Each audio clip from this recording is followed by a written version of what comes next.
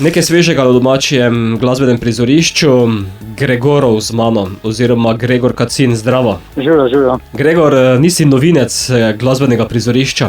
Ja, seveda, res je, z glasbo se ukvarjam že tam, mislim, da od leta 90, pa z nekimi prekinitvami on-off, tako da ja, tam leta 90 smo začeli s takrat skupino Zabojena generacija, temi punkeri, tako sem jaz prišel v te pevske vode, smo tisto malo končali in potem so se začeli vsi neki žanri od grunge, funka, popa, rocka, tako da je že zelo dolgo, ja.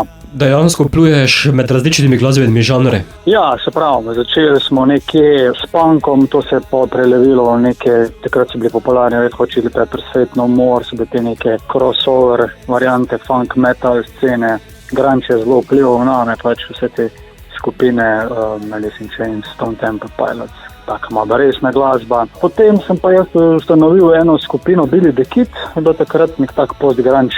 Smo dosti koncertirali po Sloveniji, tudi na Roko Toču smo nastopali, z RTV-em celo posneli takrat na leto 2000, pa še neki videospot. Tako da ja, zdaj sem pa nekje že od skupine Electrics naprej, nekje v teh pop, bi rekel, nostalgičnih vodah, tako da to mi zdaj nekako malo bolj paše. Sedaj stopaš potem na popolnoma solo pot? Ja, zdaj sem izdajal neke single, malo neki dueti, klišeje tudi s kolegom sva izdajala, malo sem gostoval tudi, pa sem se pa zdaj odločil, da bi pa pač s tem producentom Petrom Penkom, ki se je že veliko naredila, že 2 plošče prej posnela z Skati, skupino Skata Electrics, se zelo dobro ujamel, razumel in sem rekel, pač bom pa probal nekaj še solo posnet. In prva, ki si jo poslal v radijska ušesa, je naslovljena Irina. Tako ja. In ne Irena. Ne Irena, Irina.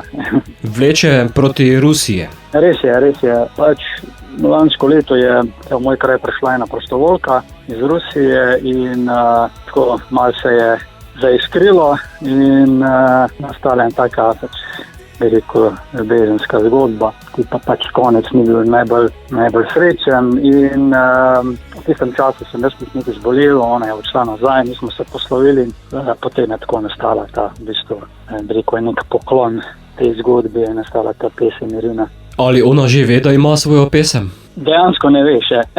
Ne ve še, tako da še malo zbiram timing, daj poslati to, ki je čez mejo. Je pa dobila še črno-beli videospot za nagrado. Ja, res je. Pač ta spot sem zmontiral sam, kamero je prispeval Jaroslav Šurajev, on je tudi dejansko iz Rusije, tako da pa smo nekako to zmontirali, da rekel, dosti na hitro, no. Se je pa ta pesem že pač sama produkcija se vlega tam od poletja, smo mislili že izdati v začetku septembra, pa to se malo zavleče, te procedure, mix, master in zdaj je prišla van. Gregor, kako pa razmišljaš naprej?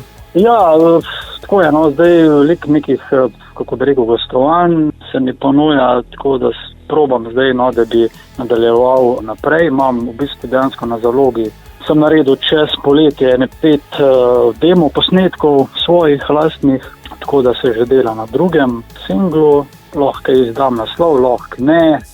Če vas zanima, naslov je Pokopališče ambicij, za naslednji single mogoče malo bolj v trši izvedbi, tako da delam zdaj naprej, nekako solo. Imam v igri tudi še ta duet, ki sem ga prej imel, se že nekaj dela tudi, tako da je skozi nekaj. Bo pa tvoja ta prva sedaj, ta prva solo v radijskem etru, zato Gregorov, predstavi nam Irino. Evo, tako primerno za Radio Prlek, pesem Irina v izvedbi solo, prvi solo izvedbi Gregorov.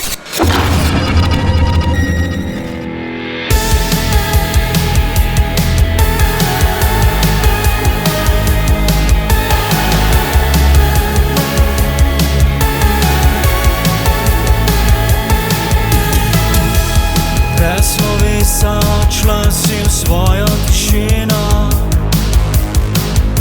skozi čas brez strahu in brez sledi. Stala